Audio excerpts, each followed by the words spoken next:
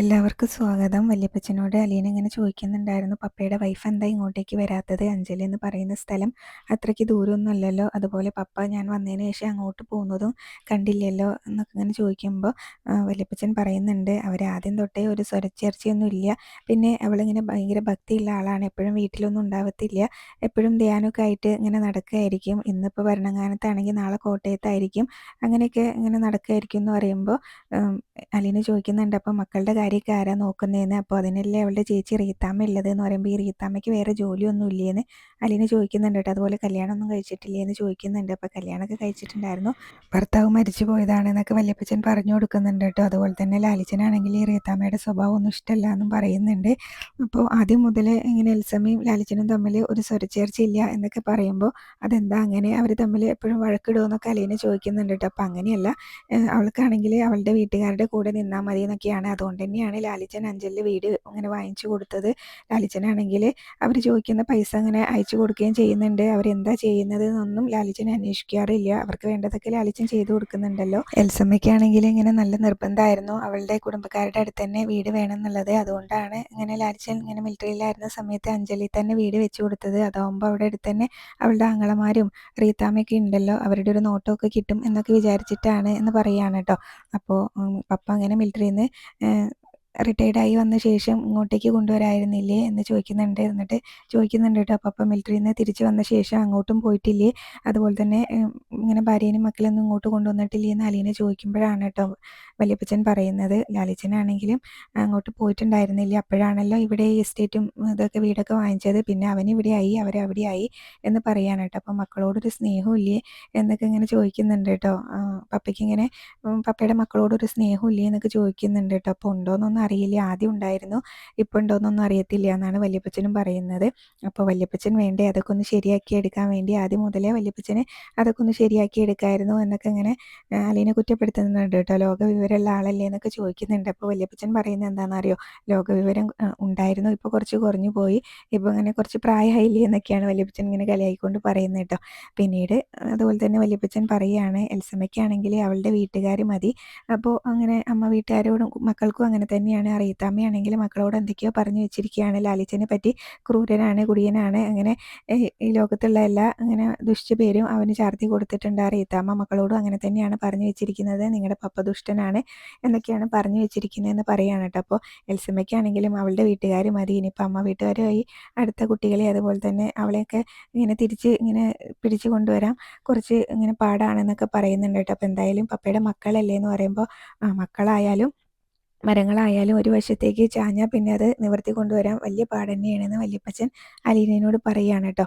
അത് കഴിഞ്ഞ് പിന്നീട് അലീന പറയുന്നുണ്ട്, ഞാൻ എന്തായാലും എൻ്റെ സമരം നിർത്താൻ ഞാൻ ഉദ്ദേശിച്ചിട്ടില്ല, പപ്പ ഇങ്ങനെയൊന്നല്ല, പപ്പയുടെ ഉള്ളിലുള്ള ആ മനുഷ്യനെ ഇങ്ങോട്ടേക്ക് തിരിച്ചു കൊണ്ടുവരണം.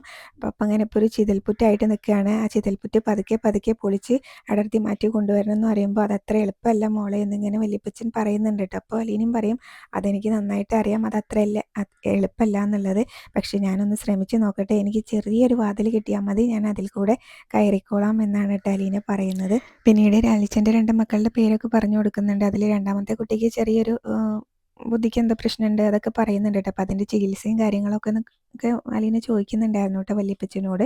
അത് കഴിഞ്ഞ് അലീന പറയുകയാണ്, എന്നോട് എന്തിനാ ഇവർക്കൊക്കെ ഇത്രയും ദേഷ്യം, ഞാനിങ്ങനെ ജനിച്ച സാഹചര്യം അതൊന്നും ഇല്ലാതാക്കി കളയാൻ പറ്റത്തില്ലല്ലോ, ഞാനൊരു പ്രതിമയായിരുന്നെങ്കിൽ തല്ലിപ്പൊട്ടിച്ച് കളയായിരുന്നു, ബോർഡിൽ വരച്ച ചിത്രമായിരുന്നെങ്കിലും മായ്ച്ച് കളയാം ആയിരുന്നു, ഇതിപ്പോൾ അതൊന്നും പറ്റില്ലല്ലോ, ഇനിയിപ്പോൾ എന്നെ തല്ലിക്കൊന്നാലും ഞാൻ ജനിച്ച സാഹചര്യമൊന്നും ഇല്ലാതാവാൻ പോകുന്നില്ലല്ലോ, അതാർക്കും മായ്ച്ച് കളയാനും പറ്റത്തില്ലല്ലോ എന്നൊക്കെ അലീന പറയുന്നുണ്ട്. അത് കഴിഞ്ഞ് പിന്നീട് നമ്മുടെ ആൽബിയും റോബിനും കൂടെ ലാലിച്ചനെ വിളിക്കുകയാണ് കേട്ടോ. എന്നിട്ട് ചോദിക്കുന്നുണ്ട്, ലാലിച്ചായനല്ലേ എന്ന് ചോദിക്കട്ടെ. അപ്പോൾ അതെന്താടാ നിനക്കൊരു സംശയം എന്നിങ്ങനെ ചോദിക്കുകയാണ്. അപ്പോൾ അല്ല, അപ്പച്ചൻ അങ്ങോട്ടേക്ക് വന്നിട്ടുണ്ടായിരുന്നു എന്ന് ചോദിക്കുമ്പോൾ, നിങ്ങളോട് പറഞ്ഞിട്ടല്ലേ അപ്പച്ചൻ ഇങ്ങോട്ടേക്ക് വന്നത് എന്ന് പറയുമ്പോൾ, അല്ല അപ്പച്ചൻ അങ്ങോട്ട് എത്തിയിട്ട് ആരും അവിടുന്ന് വിളിച്ച് പറഞ്ഞൊന്നുമില്ല എന്ന് പറയുമ്പോൾ, പത്തനാപുരത്ത് നിന്ന് ഇങ്ങോട്ടേക്ക് അത്ര ദൂരമൊന്നും ഇല്ലല്ലോ എന്നാണ് കേട്ടോ ലാലിച്ചായൻ പറയുന്നത്. അപ്പോൾ ഞങ്ങളൊരു കാര്യം അറിഞ്ഞു, അപ്പച്ചൻ ഇവിടെ വന്നപ്പോൾ പറഞ്ഞിട്ടുണ്ടായിരുന്നു, ലാലിച്ചായൻ അലീന എന്ന പേരുള്ള ഒരു പെൺകുട്ടീനെ അവിടെ കൊണ്ടുവന്ന് താമസിച്ചിട്ടുണ്ട് എന്ന് പറഞ്ഞിട്ടുണ്ടായിരുന്നു എന്നിങ്ങനെ പറയുമ്പോൾ, സ്റ്റാൻലി ആണെങ്കിലും ചോദിക്കുന്നുണ്ടായിരുന്നു, അത് നിങ്ങൾ അപ്പച്ചൻ പറഞ്ഞപ്പോഴല്ലല്ലോ അറിഞ്ഞത്, അതിന് മുന്നേ അറിഞ്ഞിട്ടില്ലേ അതുകൊണ്ട് ഇങ്ങനെ വളച്ച് കെട്ടാതെ കാര്യം പറയുമെന്ന് പറയും കേട്ടോ. അപ്പോൾ അതുപോലെ തന്നെ ആൽബി ആണെങ്കിലും പറയുന്നുണ്ടായിരുന്നു, അപ്പച്ചൻ വന്ന് ഇങ്ങനെ കാര്യങ്ങൾ വിശദമായിട്ട് പറഞ്ഞപ്പോഴാണ് ഞങ്ങളെല്ലാം അറിഞ്ഞത്. ഇതെന്ത് പണിയാണ് ഇങ്ങനെ ലാലിച്ചായും കാണിച്ചത്, ഞങ്ങളോടും കൂടെ ഒന്ന് ചോദിക്കായിരുന്നില്ലേ, ഇങ്ങനൊരു പെൺകുട്ടീനെ അവിടെ കൊണ്ടുവന്ന് താമസിപ്പിച്ചപ്പോൾ ഇതിപ്പോൾ നാട്ടുകാരുടെയും കുടുംബക്കാരുടെയും മുന്നിൽ ഇനിയിപ്പോൾ എങ്ങനെ നോക്കും എന്നൊക്കെയാണ് കേട്ടോ അവർ ചോദിക്കുന്നത്. വലിയ മാനക്കേടായില്ലേ എന്നൊക്കെ പറയുന്നുണ്ടായിരുന്നേ. അപ്പോൾ അത് വേറെ ഒരു പെൺകുട്ടിയൊന്നുമല്ല, എൻ്റെ മകളാണ്. 10-23 വർഷം അവൾ അനാഥാലയത്തിലാണ് ജീവിച്ചത്. ഇങ്ങനൊരു മകളുള്ള കാര്യം എനിക്ക് തന്നെ അറിയില്ലായിരുന്നു. ഞാനതറിഞ്ഞപ്പോൾ എനിക്കും അത് അംഗീകരിക്കാൻ കുറച്ച് ബുദ്ധിമുട്ടുണ്ടായിരുന്നു. പിന്നെ നിങ്ങളുടെ കാര്യം നിങ്ങളോടും കൂടെ പറഞ്ഞിട്ടുണ്ടെങ്കിൽ നിങ്ങൾ എന്തായാലും അതിൽ ഇടങ്കോലിടുമെന്ന് എനിക്ക് നന്നായിട്ട് അറിയാം. ഇനിയിപ്പോൾ നിങ്ങൾ എന്ത് ചെയ്താലും ഇതന്നെ സംഭവിക്കത്തുള്ളായിരുന്നു. എന്തായാലും അലീനനെ കൊണ്ടുവരും എന്നുള്ള ആ രീതിയിൽ തന്നെയാണ് കേട്ടോ സ്റ്റാൻലി സംസാരിക്കുന്നത്. അപ്പോൾ അങ്ങനെ കൊണ്ടുവന്നാണെന്ന് പറയുമ്പോൾ അപ്പോൾ എല്ലാം കരുതി കൂട്ടിയാണ്. ലാലിച്ചായൻ്റെ കാര്യം മാത്രമേ നോക്കിയുള്ളൂ, ഞങ്ങളുടെ കാര്യമൊന്നും നോക്കിയില്ല. അതുപോലെ തന്നെ എൽസമ്മ ചേച്ചിയുടെയും മക്കളുടെയും കാര്യമൊന്നും അങ്ങനെ നോക്കിയില്ല. ഇനിയിപ്പോൾ ഞങ്ങൾ ആരോടൊക്കെ സമാധാനം പറയണം എന്നൊക്കെ പറയുകയാണ് കേട്ടോ. അപ്പോൾ അവരെ പോലെ തന്നെയല്ലേ ടാലിയേനെ അതുപോലെ തന്നെ ടെൽസേനെയും പോലെ തന്നെയല്ലേ ഇവളും എൻ്റെ മകൾ തന്നെയാണെന്ന് പറയുന്നുണ്ട് കേട്ടോ. അവൾക്കും 2 കണ്ണും മൂക്കും 2 ചെവിയും ഒക്കെ ഉള്ള ഒരു മനുഷ്യക്കുഞ്ഞ് തന്നെയാണ് എന്ന് പറയുന്നുണ്ട്. പിന്നെ എങ്ങനെയാടാ ഞാനിങ്ങനെ എനിക്കൊരു മകളുണ്ടെന്ന് അറിഞ്ഞിട്ട് അവളെ അനാഥാലയത്തിൽ കൊണ്ടുവിടുന്നത് എന്ന് പറയുമ്പോൾ അതൊക്കെ ഇങ്ങനെ എല്ലാവരും നാട്ടുകാരൊക്കെ അറിഞ്ഞ് കല്യാണം കഴിപ്പിച്ച് തന്ന ഭാര്യയിലുണ്ടായ മക്കളാണ്. പക്ഷേ ഇത് അതുപോലെയാണോ, അവിഹിത സന്തതിയല്ലേ, നാട്ടുകാരത് പറയുമെന്ന് പറയുമ്പോൾ അങ്ങനെ എൻ്റെ മകൾ അവിഹിത സന്തതിയായിട്ട് അനാഥാലയത്തിൽ കഴിയുന്നതിനേക്കാളും നല്ലത് എൻ്റെ കൂടെ കഴിയുന്നത് തന്നെയാണ് എന്ന് പറയുമ്പോൾ ലാലിച്ചായനെ അങ്ങനെ പറയാം. ലാലിച്ചായൻ്റെ അത്രയും തൊലിക്കെട്ടി ഞങ്ങൾക്കില്ല, അതുകൊണ്ടാണ്. ഇനിയിപ്പോൾ ഞങ്ങളെങ്ങനെ നാട്ടുകാരുടെ മുഖത്ത് നോക്കുമെന്ന് പറയുമ്പോൾ അപ്പോൾ എൻ്റെ അപ്പൻ തന്നെയല്ലേ നിങ്ങളുടെ അപ്പൻ അവധക്കുട്ടിച്ചായൻ തന്നെയല്ലേ, അതോ നിങ്ങളൊക്കെ മെയ്ഡ് ഇൻ ചൈനയാണോ എന്ന് ചോദിക്കുന്നുണ്ട് കേട്ടോ കളിയാക്കിക്കൊണ്ട്. ഇനിയിപ്പോൾ നാട്ടുകാരുടെ മുഖത്ത് എങ്ങനെ നോക്കൂ എന്നൊക്കെ ഇങ്ങനെ ആൽബി ചോദിക്കുന്ന സമയത്ത് അപ്പോൾ നിങ്ങൾക്ക് ഇനിയിപ്പോൾ ഇങ്ങനെ അതിനെന്ത് നഷ്ടപരിഹാരം വേണമെങ്കിലും ഞാൻ തരാം, എന്താ വെച്ചോ പറഞ്ഞോ എന്ന് അറിയും കേട്ടോ ആൽബിനോട്. അപ്പോൾ കൂടുതൽ സംസാരിച്ചിട്ട് കാര്യമില്ല എന്ന് മനസ്സിലാക്കിയിട്ട് ഫോൺ വെക്കുകയാണെന്ന് പറയും ആൽബി. അത് കഴിഞ്ഞിട്ട് റോബിനോട് പറയുന്നുണ്ടായിരുന്നു, അങ്ങനെ അടുക്കുന്നേ ഇല്ല, ആ പട്ടാളക്കാരൻ്റെ തന്നെയാണ് ഇപ്പോഴും, 1 ഇഞ്ച് അങ്ങോട്ടും ഇല്ല 1 ഇഞ്ച് ഇങ്ങോട്ടും ഇല്ല എന്ന്. അപ്പം റോബിൻ ചോദിക്കുന്നുണ്ട് ഇനിയിപ്പോൾ എന്താ ചെയ്യുക എന്നിട്ട്. അപ്പോൾ ആലോചിക്കണം എന്ന് പറയും. അത് കഴിഞ്ഞ് പിന്നീട് നമ്മുടെ സ്റ്റാൻലി ആണെങ്കിൽ പുറത്തേക്ക് പോകാൻ ഭയങ്കര ദേഷ്യത്തിൽ ഇറങ്ങി വരികയാണ്. അപ്പോൾ വല്യപ്പച്ചൻ വന്ന് ചോദിക്കുന്നുണ്ട് എവിടേക്കാണ് പോകുന്നതെന്ന്. അപ്പോൾ ഒന്നും പറയുന്നില്ല കേട്ടോ. ഞാൻ വരാൻ കുറച്ച് ലേറ്റ് ആവുമെന്ന് പറഞ്ഞിട്ട് വണ്ടി എടുത്ത് അങ്ങ് പോകും. ഭയങ്കര ദേഷ്യത്തിലാട്ടോ പോകുന്നത്. അപ്പോൾ ആൻ്റപ്പനോട് ചോദിക്കുന്നുണ്ട് നിന്നോട് പറഞ്ഞു അവൻ എങ്ങോട്ടാണ് പോയതെന്ന്, അപ്പോൾ നീ ചോദിച്ചോ നോക്കിയിട്ട്. അപ്പോൾ ഇല്ലാന്ന് പറയുമ്പോൾ പിന്നെ എന്തിന് കൊള്ളാം എന്നിങ്ങനെ ചോദിക്കുന്നുണ്ട് കേട്ടോ ആൻ്റപ്പനോട്. അപ്പോൾ ആൻ്റപ്പൻ തിരിച്ചു ചോദിക്കുന്നുണ്ട് കുട്ടിച്ചായൻ ചോദിച്ചിട്ടും പറഞ്ഞില്ലല്ലോ എന്ന്. അപ്പോൾ നീ അപ്പൻ്റെ മോൻ്റെ ഇടയിൽ ഇതാക്കാൻ നിൽക്കണ്ടെന്ന് പറഞ്ഞിട്ട് അങ്ങോട്ട് കയറിയിട്ട്. അപ്പോൾ അലീന അവിടെ വന്ന് നിൽക്കുന്നുണ്ടായിരുന്നു. എന്നിട്ട് അലീനയോടും പറയുന്നുണ്ട് അവൻ ഭയങ്കര ദേഷ്യത്തിലാണ് ഇവിടുന്ന് പോയെന്ന്. അപ്പം എൻ്റെ കാര്യം വല്ലതും പപ്പേനോട് പറഞ്ഞോ, അങ്ങനെ ദേഷ്യം പിടിക്കാനെന്ന് നോക്കുമ്പോൾ നിൻ്റെ കാര്യം പറഞ്ഞിട്ടൊന്നുമല്ല, അതാണെങ്കിൽ ഞങ്ങൾ ഒരു സ്മോൾ അടിച്ച് ഇങ്ങനെ അതങ്ങ് തീർത്തേനെ. പക്ഷേ ഇതൊന്നുമല്ല, ഇത് വേറെന്തോ വലിയ കാര്യമാണ്. ഇവനോട് ചോദിച്ചപ്പോൾ ഇവനും അറിയത്തില്ല എന്നാണ് പറഞ്ഞത്. ഇവനൊക്കെ ശമ്പളം കൊടുക്കുന്നവനെ പിടിച്ചിതാക്കണം എന്നറിയട്ടോ. അപ്പോൾ വല്യപ്പച്ച എന്നിങ്ങനെ വിളിക്കേ അലീന. അപ്പോൾ അങ്ങനെ ലാലിച്ചനെ പറ്റിയല്ല പറഞ്ഞത്, ഇവനൊക്കെ ശമ്പളം കൊടുക്കുന്നത് നമ്മുടെ തോട്ടത്തിലെ ഓഫീസിലൊരു അക്കൗണ്ടൻ്റ് ഉണ്ടല്ലോ അവനെയാണ് പറഞ്ഞതെന്ന് പറയും. എന്തായാലും നമുക്ക് അങ്ങ് പോവാം, ഇതെന്തോ വേറെ പ്രശ്നമാണെന്ന് പറഞ്ഞിട്ട് അവരങ്ങ് കയറി പോകും കേട്ടോ. അപ്പോൾ ആൻ്റപ്പനാണെങ്കിലും അങ്ങനെ വല്യപ്പച്ചന് കൈ പിടിക്കാൻ നോക്കുമ്പോൾ കൈ അങ്ങ് തട്ടി മാറ്റിയിട്ട് അലീനയുടെ കൈയും പിടിച്ചാട്ടോ വല്യപ്പച്ചൻ കയറി പോകുന്നത്. പിന്നീട് അലീനയാണെങ്കിലും ഇങ്ങനെ വല്യപ്പച്ചനോട് ചോദിക്കുന്നുണ്ടായിരുന്നു പപ്പ അഞ്ചലിലേക്കാണ് പോയതെന്ന് വല്യപ്പച്ചന് ഉറപ്പുണ്ടോ എന്നിങ്ങനെ ചോദിക്കുകയാണ് കേട്ടോ.